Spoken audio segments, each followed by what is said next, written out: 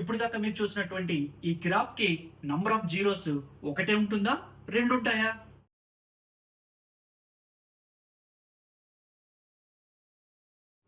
Hi, good morning all of you.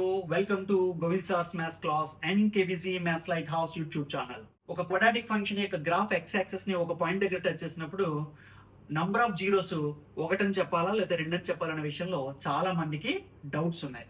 So ఆ doubts అన్నిటిని నేను ఈ వీడియోలో క్లియర్ చేయబోతున్నాను. అందుకే ఈ వీడియోని స్కిప్ చేయకుండా చివరి వరకు చూడండి. సో ఈ వీడియోని లైక్ చేయండి, షేర్ చేయండి, సబ్స్క్రైబ్ చేయడం మర్చిపోకండి. చాలా మంది వీడియో చూస్తున్నారు, సబ్స్క్రైబ్ చేయడం మర్చిపోతున్నారు. Please subscribe to my channel. మన గ్రాఫ్ ప్రాబ్లంకి సంబంధించి రెండు గ్రూప్స్ ఉన్నాయి. మొదటి గ్రూప్ వాళ్ళు ఏమంటారు, గ్రాఫ్ ఎక్స్ యాక్సిస్ ని ఒకే పాయింట్ దగ్గర టచ్ చేసింది, సో కాబట్టి నంబర్ ఆఫ్ జీరోస్ ఒకటే ఉంటాయి అని చెప్పేసి మొదటి గ్రూప్ అంటుంది. అంటే గ్రాఫ్ ఏ పాయింట్ దగ్గర టచ్ చేసింది, 3,0 అనే పాయింట్ దగ్గర టచ్ చేసింది, కాబట్టి ఒకటే జీరో ఉంటుంది. ఆ జీరో ఏంటి అంటే 3 అంటుంది. వీళ్ళు ఇలా అనగానే రెండో గ్రూప్ వాళ్ళు ఏమంటారంటే, లేదు లేదు, ఇచ్చింది క్వాడ్రాటిక్ ఫంక్షన్, దీనికి డిగ్రీ 2 కాబట్టి దీనికి 2 జీరోస్ ఉంటాయి అని చెప్పేసి వాళ్ళు ఆల్జిబ్రిక్ వేలో సాల్వ్ చేసి చూపిస్తారు. ఇప్పుడు అదేంటో చూద్దాం. ఇక్కడ ఇచ్చినటువంటి క్వాడ్రాటిక్ ఫంక్షన్ ఇది p of x = x² - 6x + 9. So వీళ్ళు ఈ క్వాడ్రాటిక్ ఫంక్షన్ యొక్క జీరోస్ ని ఫైండ్ అవుట్ చేయాలనుకుంటున్నారు కాబట్టి p of x = 0 చేశారు.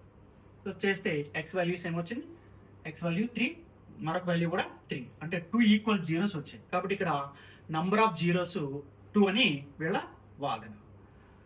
అయితే వీళ్ళు ఫ్యాక్టరైజేషన్ ద్వారా జీరోస్ ని ఫైండ్ అవుట్ చేశారు. దీన్నే ఫార్ములా వాడి కూడా మనం చేయొచ్చు. జీరోస్ ని మనం ఫైండ్ అవుట్ చేయాలంటే డిస్క్రిమినెంట్ క్యాలిక్యులేట్ చేస్తే సరిపోతుంది. ఇప్పుడు మరి గ్రూప్ 1 యొక్క వాదన కరెక్టా లేదా గ్రూప్ 2 వాళ్ళ యొక్క వాదన కరెక్టా, ఎవరిది కరెక్ట్, ఎంతవరకు కరెక్ట్ చెప్పాలి అంటే మనకి 3 విషయాల్లో క్లారిటీ ఉండాలి. ఇప్పుడు అవేంటో చూద్దాం.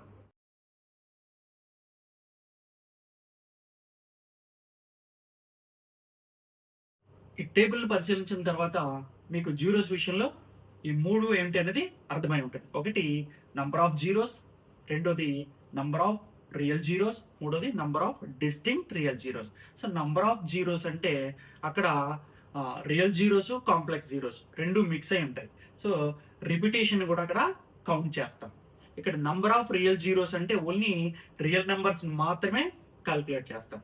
Number of distinct real zeros అంటే రియల్ జీరోస్ లో ఏవైతే డిస్టింక్ట్ గా ఉన్నాయో, రిపీట్ కాకుండా ఉన్నాయో వాటిని మాత్రమే కౌంట్ చేస్తాం.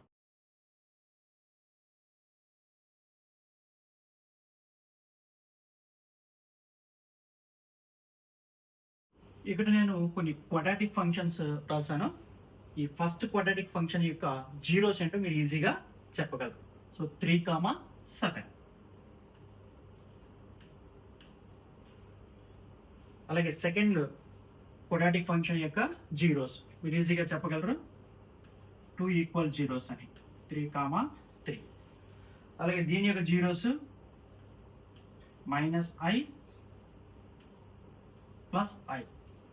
ఇవి రియల్ నెంబర్స్ లో కనబడవు కాబట్టి ఇవి imaginary zeros or complex zeros. ఇప్పుడు మనం ఏం ఫైండ్ అవుట్ చేసాం, క్వాడ్రాటిక్ ఫంక్షన్ ఇస్తే సో దానికి జీరోస్ చెప్పాం. ఇప్పుడు ఇవే ఫంక్షన్స్ కి సంబంధించి మనం జీరోస్ రాసాము.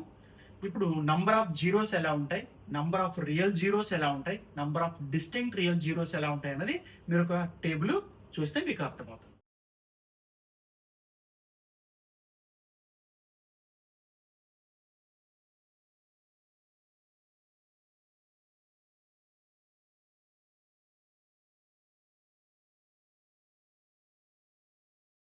ఈ టేబుల్ ని బాగా అబ్జర్వ్ చేసినట్లయితే ఒక పాలినామియల్ డిగ్రీ n అయినప్పుడు దానికి నంబర్ ఆఫ్ జీరోస్ అనేవి దాని డిగ్రీకి ఈక్వల్ అవుతాయని, అదే నంబర్ ఆఫ్ రియల్ జీరోస్ అనేవి దాని డిగ్రీ కంటే లెస్ కానీ డిగ్రీకి ఈక్వల్ కానీ అవుతాయని మీకు ఈజీగా అర్థమై ఉంటుంది.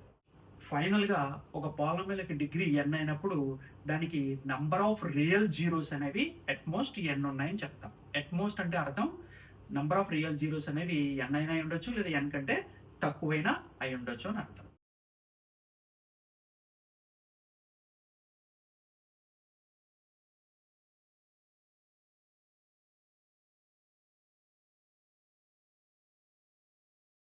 ఇక్కడ ఈ క్వాడ్రాటిక్ ఫంక్షన్ లేదా క్వాడ్రాటిక్ పాలినామియల్ యొక్క జీరోస్ చూసినట్లయితే 2 రియల్ జీరోస్ అండ్ డిస్టింక్ట్.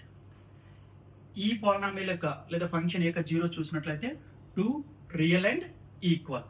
ఇక్కడ చూసినట్లయితే 2 కాంప్లెక్స్ జీరోస్. అంటే ఒక క్వాడ్రాటిక్ ఫంక్షన్ లేదా పాలినామియల్ యొక్క జీరోస్ అనేవి అయితే 2 రియల్ అయ్యి డిస్టింక్ట్ అవుతాయి, లేదా 2 రియల్ అయ్యి ఈక్వల్ అవుతాయి, లేదా 2 కాంప్లెక్స్ జీరోస్ అవుతాయి. ఒకటి కాంప్లెక్స్, ఒకటి రియల్ అనేది పాసిబుల్ అవుతుంది. ఎందుకు అనేది ఇప్పుడు మీరు ఈ స్లైడ్లో చూడొచ్చు.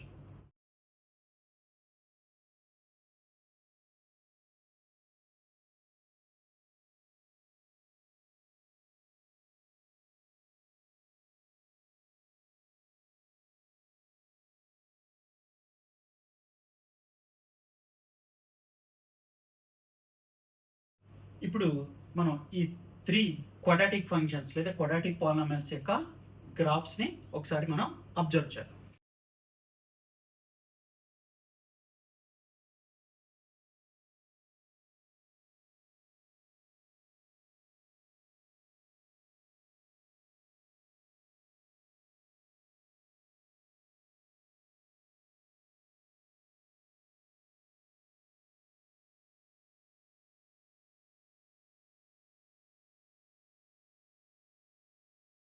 ఈ క్వాడ్రాటిక్ పాలినామియల్ కి 2 డిస్టింక్ట్ రియల్ జీరోస్ ఉన్నాయి. ఇప్పుడు దీని గ్రాఫ్ ని అబ్జర్వ్ చేసినట్లయితే ఈ గ్రాఫ్ ఎక్స్ యాక్సిస్ ని 2 పాయింట్స్ దగ్గర ఇంటర్సెక్ట్ చేసింది. అంటే ఈ గ్రాఫ్ ఈ 2 డిస్టింక్ట్ రియల్ జీరోస్ ని మనకి చూపిస్తుంది. నెక్స్ట్ సెకండ్ క్వాడ్రాటిక్ పాలినామియల్ చూసినట్లయితే దీనికి 2 ఈక్వల్ రియల్ జీరోస్ ఉన్నాయి. ఇప్పుడు ఈ గ్రాఫ్ ని పరిశీలించినట్లయితే ఇది ఎక్స్ యాక్సిస్ ని ఒక పాయింట్ దగ్గర టచ్ చేసింది. అంటే 2 ఈక్వల్ రియల్ జీరోస్ ని ఇది రిప్రజెంట్ చేయడం లేదు, ఓన్లీ డిస్టింక్ట్ రియల్ జీరోస్ నే ఇక్కడ కూడా రిప్రజెంట్ చేస్తాం. ఈ క్వాడ్రాటిక్ పాలినామియల్ కి జీరోస్ ఏమన్నా మనకి ఇమాజినరీ జీరోస్ ఉన్నాయి, లేదా కాంప్లెక్స్ జీరోస్. ఇప్పుడు దీని యొక్క గ్రాఫ్ ని అబ్జర్వ్ చేసినట్లయితే ఇది ఎక్స్ యాక్సిస్ ని ఇంటర్సెక్ట్ చేయలేదు, టచ్ చేయలేదు. అంటే దీనికి రియల్ జీరోస్ లేవు. అంటే ఇంకా డిగ్రీ 2 కాబట్టి 2 జీరోస్ ఉండాలి. అంటే ఇంకా ఆ 2 జీరోస్ కూడా ఏమవుతాయి అనమాట, ఇమాజినరీ జీరోస్ అని మనం చెప్పగలం. ఇప్పుడు గ్రాఫ్లో ఆ ఇమాజినరీ జీరోస్ ఏంటో మనం చూడలేం. ఇప్పుడు ఈ 3 గ్రాఫ్స్ని అబ్జర్వ్ చేసిన తర్వాత మనం ఏం కన్క్లూడ్ చేయొచ్చు అంటే గ్రాఫ్ అనేది జీరోస్ అన్నిటినీ మనకి గ్రాఫ్లో చూపించటం లేదు, అలాగే రియల్ జీరోస్ అన్నిటినీ చూపించటం లేదు. మరి ఇంక ఏ జీరోస్ని చూపిస్తుంది? డిస్టింక్ట్ రియల్ జీరోస్ని మాత్రమే గ్రాఫ్లో మనకి రిప్రజెంట్ చేస్తుంది. ఇప్పుడు మన క్వశ్చన్ దగ్గరకు వద్దాం.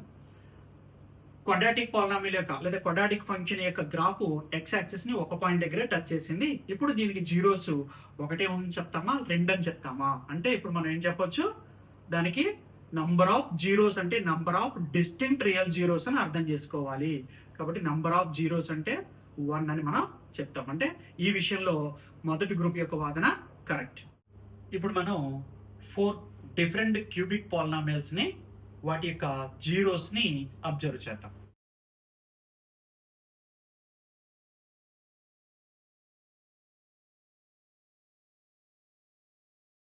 మీరు అబ్జర్వ్ చేసినటువంటి 4 డిఫరెంట్ క్యూబిక్ పాలినామియల్స్ లో మొదటి దానికి 3 డిస్టింక్ట్ రియల్ జీరోస్ ఉన్నాయి. రెండవ దానికి కూడా 3 రియల్ జీరోస్ ఉన్నాయి, అందులో 2 ఈక్వల్ గా ఉన్నాయి. మూడవ దానికి కూడా 3 రియల్ జీరోస్ ఉన్నాయి, అవి 3 ఈక్వల్ గా ఉన్నాయి. నాలుగవ దానికి ఒక రియల్ జీరో ఉంది, 2 ఇమాజినరీ జీరోస్ ఉన్నాయి. అంటే ఏ క్యూబిక్ పాలినామియల్ కైనా జీరోస్ అనేవి ఈ 4 పాసిబిలిటీస్ లోనే సాధ్యమవుతుంది.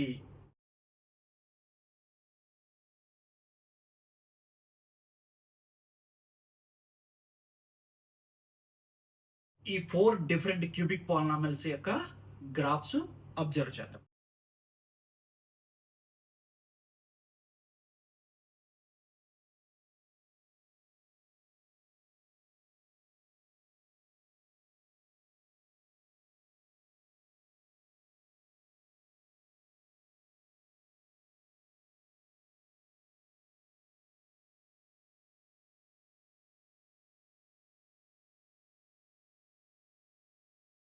మీరు ఈ 4 గ్రాఫుల్ని అబ్జర్వ్ చేసిన తర్వాత ఒక కన్క్లూజన్కి వచ్చి ఉంటారని నేను అనుకుంటున్నాను. సో ప్రతి గ్రాఫ్ కూడా ఆ క్యూబిక్ పాలినామియల్లో ఉన్న డిస్టింక్ట్ రియల్ జీరోస్ను మాత్రమే మనకి చూపిస్తుంది. అది క్వాడ్రాటిక్ పాలినామియల్ అయినా క్యూబిక్ పాలినామియల్ అయినా ఇదే ప్రొసీజర్ ఫాలో అవుతుంది.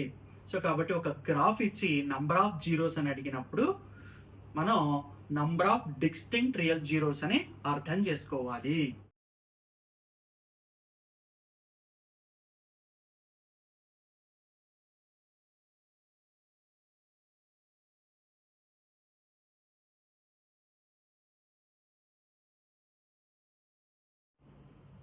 ఇక్కడ మనకి ఇచ్చినటువంటి polynomial p of x is equal to x minus 3 whole power 11. ఇప్పుడు x ప్లేస్ లో ఏదైనా ఒక రియల్ నెంబర్ సబ్స్టిట్యూట్ చేసినప్పుడు x మీద డిపెండ్ అయినటువంటి పాలినామియల్ వాల్యూ అంటే y వాల్యూ పాజిటివ్ అవుతుందా నెగిటివ్ అవుతుందా ఇప్పుడు ఒకసారి చెక్ చేద్దాం. x minus 3 whole power 11 ని x minus 3 whole power 10 into x minus 3 whole power 1 గా రాసాం. ఇక్కడ పవర్ ఈవెన్ నెంబర్ ఉంది కాబట్టి ఎక్స్ ప్లేస్ లో ఏ రియల్ నెంబర్ వేసినా దీని వాల్యూ ఇప్పుడు పాజిటివ్ అవుతుంది. అందుకే దీన్ని k అని అనుకున్నాం. So k into X minus 3. ఇక్కడ k అనేది ఒక పాజిటివ్ రియల్ నెంబర్. ఇప్పుడు y వాల్యూ పాజిటివ్ అవుతుందా నెగిటివ్ అవుతుందా దేని మీద డిపెండ్ అవుతుంది? ఎక్స్ మైనస్ 3 మీద డిపెండ్ అవుతుంది. అంటే ఇచ్చిన పాలినామియల్ కి జీరోస్ 11 ఉన్నాయి, అవన్నీ ఈక్వల్ జీరోస్. కానీ పాలినామియల్ యొక్క వాల్యూ పాజిటివ్ అవుతుందా నెగిటివ్ అవుతుందా డిసైడ్ చేయడానికి దేని మీద డిపెండ్ అవుతున్నాం? ఇక్కడ డిస్టింక్ట్ రియల్ జీరో మీద డిపెండ్ అవుతాం. ఇప్పుడు x లెస్ దాన్ 3 అయినప్పుడు p of x అనేది నెగిటివ్ అవుతుంది. x గ్రేటర్ దాన్ 3 అయినప్పుడు p of x ఏమవుతుంది? పాజిటివ్ అవుతుంది.